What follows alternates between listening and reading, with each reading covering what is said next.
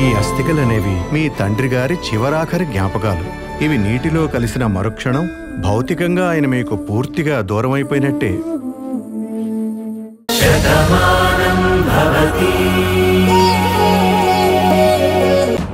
చదువుకోకపోవడం తప్ప?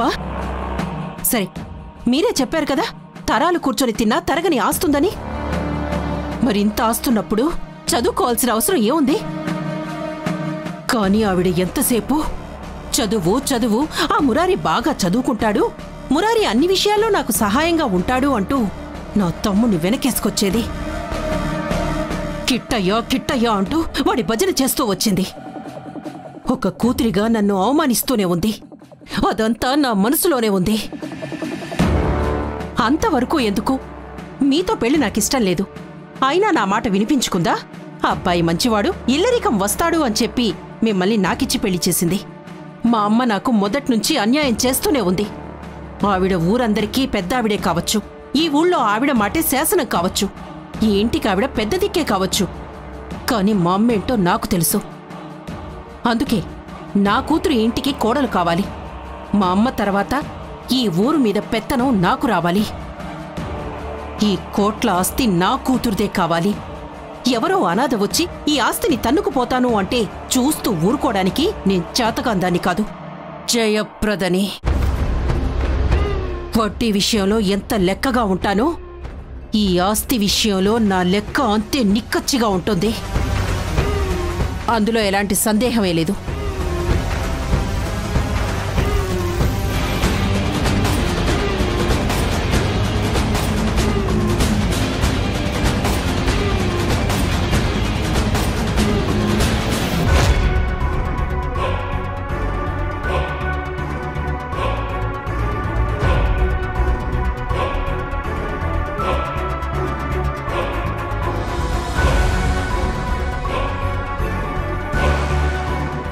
పదండి.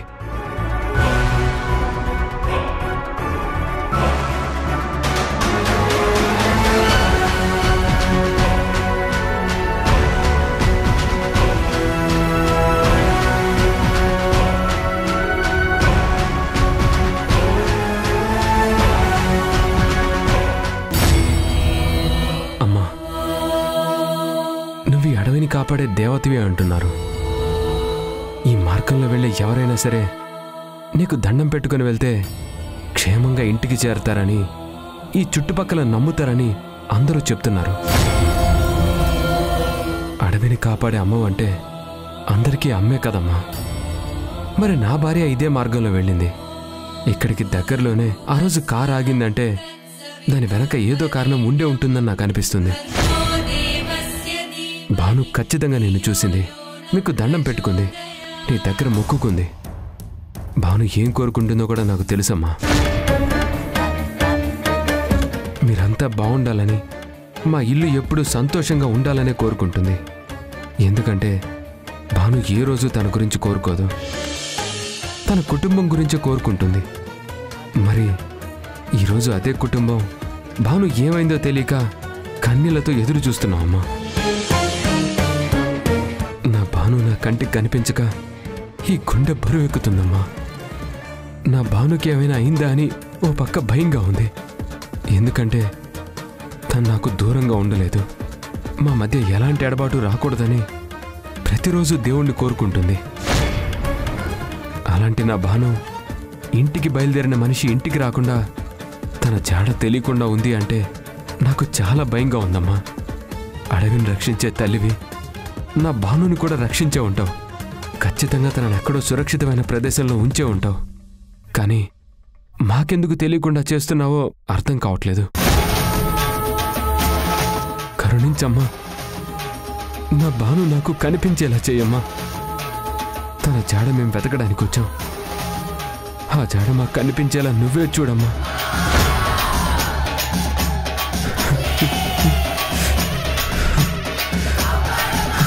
ఊరుకో కార్తీక్, భానుకేం కాదు.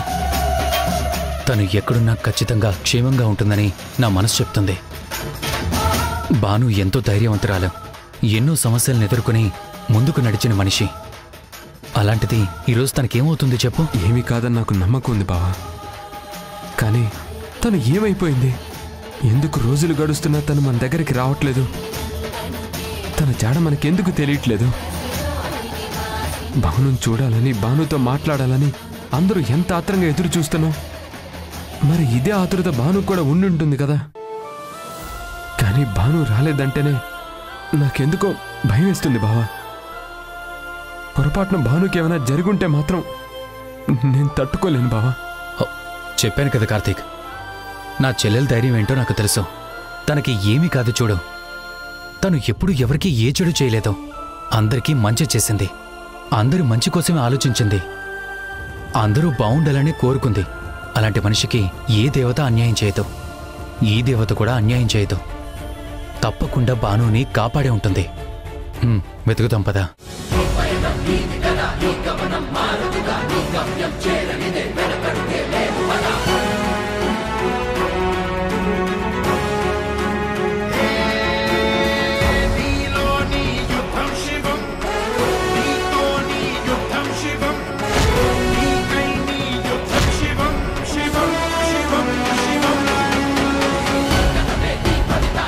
బావా మీరు అటెళ్ళండి, నేను ఇటు వెళ్తాను. సరే కార్తీక్.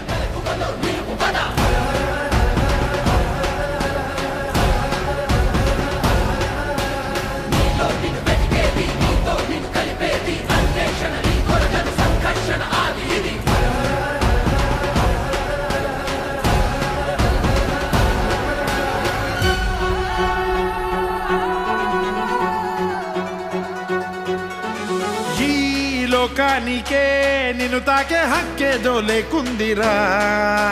నీ సహనానికే అది తీర్చే చుక్కాని దొరికిందిరా. నీ నిన్నల్లో నీ గాయాలే నడిపించే దిక్సూచిరా. భాను తాగున్న మరణాన్ని భాను భాను భాను ప్రవహించగా నదిలా విశ్వం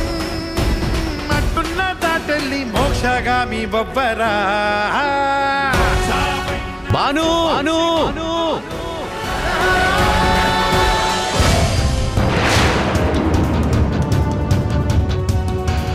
భాను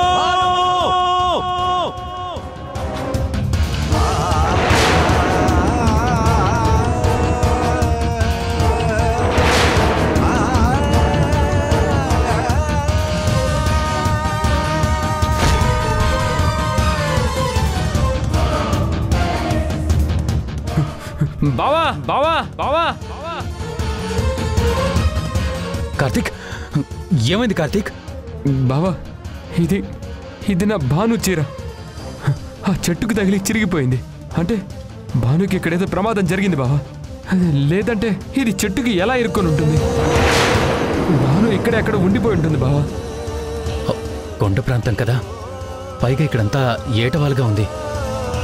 నడుస్తుంటే పొరపాటున కాలు జారి ఉంటుంది. నువ్వేం భయపడకు బావా, వెతుకుదాం. రమేష్ సార్, నువ్వు అటెళ్ళు. అలాగే సార్. కార్తీక్ నువ్వు ఇటెళ్ళు, నేను ఇటెళ్తాను.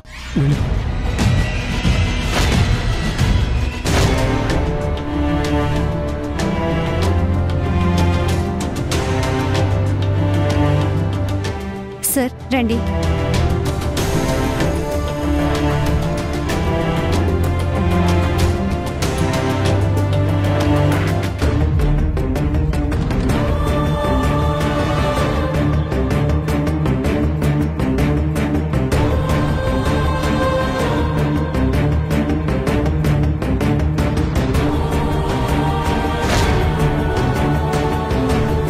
నమస్తే డాక్టర్ అమ్మా. జ్యోతి, పెద్ద డాక్టర్ గారు రాధని చెక్ చేయడానికి వచ్చారు. ఆంటీ ఎక్కడున్నారు? అమ్మగారు రాధమ్మగారి గదిలోనే ఉన్నారండి. సరే మేము వెళ్తాం, రండి సార్. ఆంటీ, ఈయన డాక్టర్ మధుసూదన్ గారు. నమస్తే అండి. నమస్తే అమ్మా. మా ప్రొఫెసర్ గారు, న్యూరో స్పెషలిస్ట్. రాధని చెక్ చేయడానికి సార్ని తీసుకొచ్చాను. సార్కి అన్ని విషయాలు చెప్పాను, అందుకే సారే చెక్ చేయడానికి స్వయంగా వచ్చారు. నిజం చెప్పు భార్గవి, రాధకి ప్రమాదమేం లేదు కదా? ఏమైనా ఉంటే నువ్వు నాతో చెప్పు ప్లీజ్. భార్గవి ఇక్కడ విషయాలన్నీ నాతో చెప్పింది.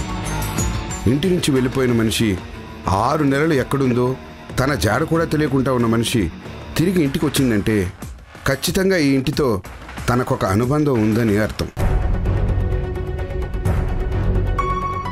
అలాంటి వ్యక్తికి ఏమీ కాకూడదని మీరందరూ కోరుకుంటున్నారు. మీతో పాటు భార్గవి కూడా కోరుకుంటుంది. తను ప్రాపర్ ట్రీట్మెంట్ చేసింది, అయినా సరే స్పృహలోకి రాలేదంటే భార్గవి కొంచెం టెన్షన్ పడింది. అందుకే నేనే వచ్చి టెస్ట్ చేస్తానని చెప్పాను. నేను ముందు టెస్ట్ చేస్తాను, నిజంగా హాస్పిటల్లో అడ్మిట్ చేయాలనుకుంటే అప్పుడు తప్పకుండా చేద్దాం. భార్గవి, రిపోర్ట్స్ ఎక్కడ? ఒక్క నిమిషం సార్, ఇవిగోండి.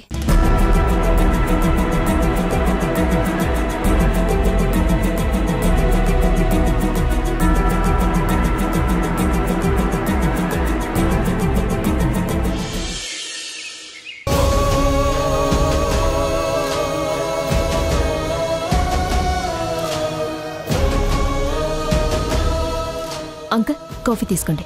వద్దమ్మా. అంకుల్, మీరు? వద్దమ్మా. ఆంటీ, కాస్త కాఫీ తీసుకోండి. వద్దు, నాకేం తాగాలని లేదు. అలా అంటే ఎలా ఆంటీ? 2 రోజుల నుంచి మీరు ఎవరూ సరిగ్గా తినటం లేదు, ఏమీ తాగటం లేదు.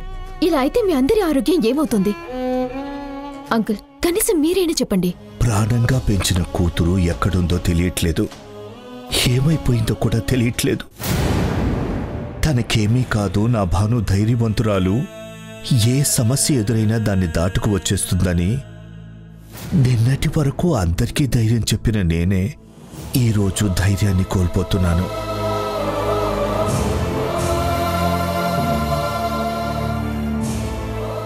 రెండు రోజులైనా నా కూతురు చాటు తెలియకపోవడంతో తనకేదైనా ప్రమాదం జరిగింటుందేమోనని నాకు చాలా భయంగా ఉందమ్మా.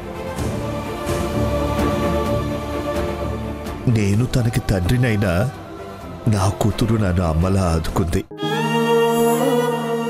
నాకు కష్టం వచ్చినప్పుడల్లా నా వెన్ను తట్టి నేనున్నాను నాన్న అని నాకు ధైర్యం చెప్పింది. అంతటి ధైర్యాన్నిచ్చిన కూతురు ఇప్పుడు ఇలా కనిపించకుండా పోయేసరికి తన గురించి ఊహించడానికి కూడా ఏ గుండెకి ధైర్యం చాలట్లేదు. నా భాను మళ్ళీ నా కళ్ళ ముందుకొచ్చేంత వరకు నేను ప్రశాంతంగా ఉండలేను, పచ్చి మంచినీళ్ళు కూడా తాగలేను. మీరే ఇలా అయిపోతే ఎలా అన్నయ్య? అందరికీ ధైర్యం చెప్పే మీరు ఇప్పుడు ఇలా మాట్లాడుతుంటే మా అందరికీ కూడా భయం వేస్తుంది అన్నయ్య. భాను రావాలని అందరూ ఎదురు చూసాం, కానీ ఇలాంటి పరిస్థితి వస్తుందని కల్లో కూడా ఊహించలేకపోయాం.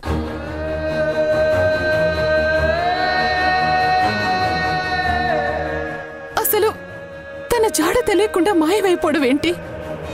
ఇంత టెక్నాలజీ ఉండి, ఇంత నెట్వర్క్ ఉండి కూడా ఇప్పటి వరకు భాను విషయంలో ఏ సంగతి తెలియకపోవడం నిజంగా చాలా ఆశ్చర్యంగా ఉంది. కార్తీక్ పార్థాలు కూడా ఇంకా ఫోన్ చేయలేదు. అసలేం జరుగుతుందోనని నాకు చాలా భయంగా ఉందన్నయ్యా. కానీ ఒకే ఒక్క నమ్మకం, అందరి మంచి కోరుకునే నా కోడలికి ఆ భగవంతుడు అన్యాయం చేయడు అని, తనకేమీ జరగదు అని, ఆ ఒక్క ఆశతోనే గుండెల్ని పిండేసేలా కన్నీళ్లు బయటకొస్తున్నా వాటిని కూడా తట్టుకుని అదే ఆశతో గుమ్మం వైపు ఎదురు చూస్తున్నావన్నయ్యా. ఎదురు చూపే తప్ప భాను మనకి మాత్రం ఎదురు పడ్డం లేదే. కనీసం ఒక ఫోన్లో మాట్లాడినా అది ఎక్కడుందో తెలిసేది. తనకేమైనా సమస్య వచ్చిందంటే 1-2 రోజుల్లో వచ్చేస్తుందని ధైర్యంగా ఉండొచ్చు.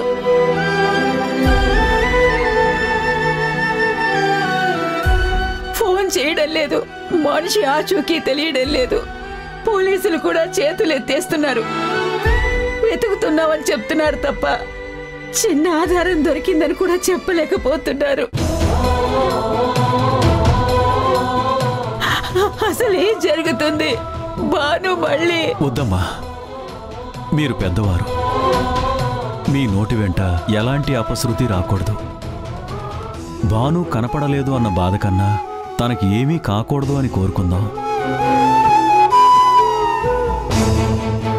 నా కోడలు మళ్ళీ ఇంటికొస్తుంది, మళ్ళీ ఈ ఇల్లు సంతోషంగా ఉంటుంది. కార్తీకు తను ఈ ఇంట్లో నవ్వుతూ తిరుగుతారన్న నమ్మకం ఉంది. అదే నమ్మకంతో అందరం ఉందాం.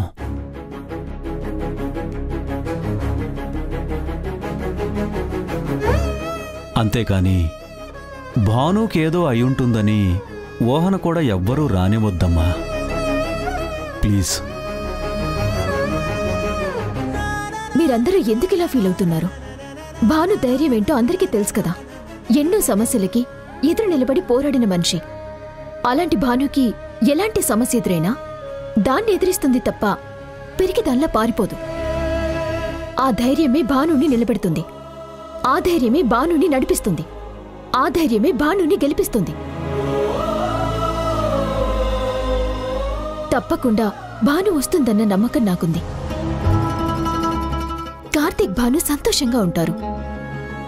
మీరు ఎవరు ధైర్యాన్ని కోల్పోకండి.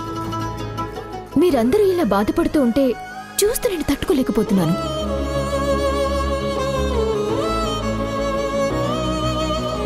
భాను ఎక్కడ ఉన్నా క్షేమంగానే ఉంటుందనుకోండి. ముందైతే ఈ కాఫీ తాగండి. మంచి మాట చెప్పావే,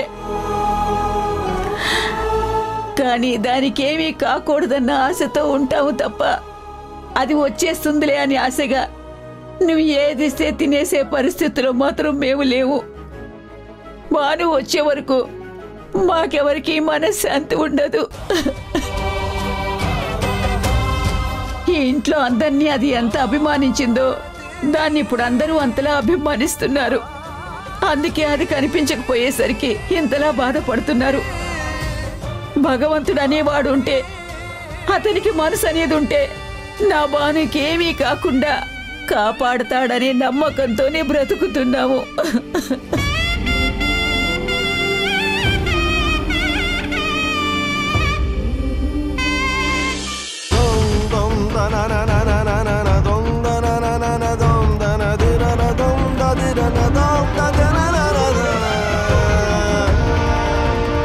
బాను, కనిపించు బాను. నువ్వెక్కడున్నావో కనిపించు. నువ్వున్న నీ జాడ మాత్రం నాకు కనిపించట్లేదు. ఇక్కడ దాకా వచ్చిన మనిషివి ఇక్కడ నుంచి ఎక్కడికి వెళ్ళిపోయావు? ఏమైపోయావు బాను? నీకేమైనా జరిగిందా? నువ్వు అసలు ఇప్పుడు ఏ పరిస్థితుల్లో ఉన్నావు? బాను, బాను, బాను, బాను.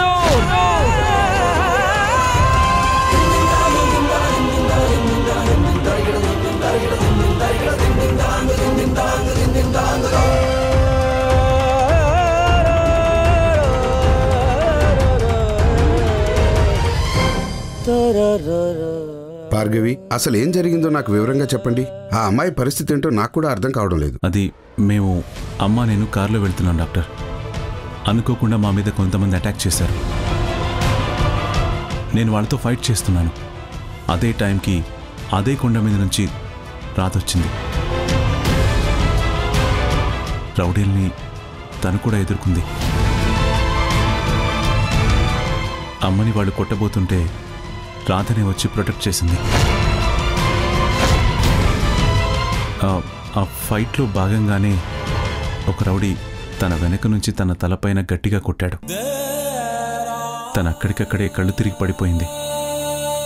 మేము వెంటనే ఎంత లేపినా తను లేవలేదు. ఏం చేయాలో తెలియక ఇదిగో ఇలా తీసుకొచ్చి భార్గవికి ఫోన్ చేశాను. రిపోర్ట్స్ అన్నీ నార్మల్గానే ఉన్నాయంటుంది. ఒకవేళ ఏమైనా క్రిటికల్ అయితే పెద్ద హాస్పిటల్కి షిఫ్ట్ చేద్దామని కూడా అంది. కానీ థ్రెట్ ఉన్న మనిషిని బయటికి తీసుకెళ్లడం కరెక్ట్ కాదని ఇంట్లోనే ఉంచి ట్రీట్మెంట్ చేయిస్తున్నాం. స్కానింగ్ రిపోర్ట్స్ ఎక్కడ ఉన్నాయి? ఇక్కడే ఉన్నాయి సార్, ఇదిగోండి.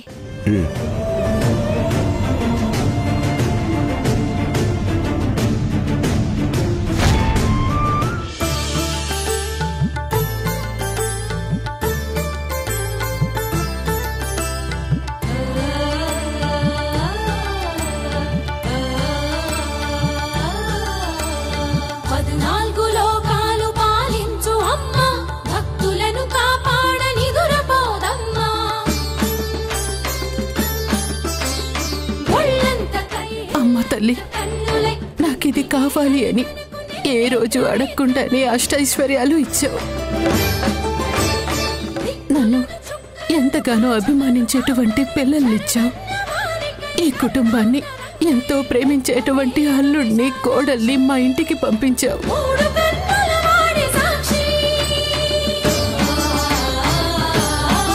నన్ను నాకన్నా ఎక్కువగా అభిమానించే నా మనుషుల్ని నా చుట్టూ ఉండేలా చేశావు.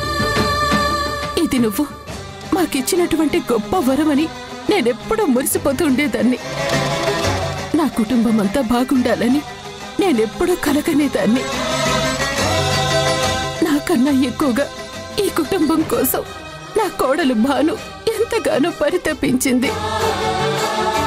అందుకే ఇదిగో నిన్ను వేడుకుంటున్నాను, నా కోడలి జాడ చూపించు. తనకేవి కాకుండా నువ్వే రక్షించు. తను ఎక్కడ ఉందో, ఎలా ఉందో వెంటనే మాకు తెలిసేలా చెయ్యి.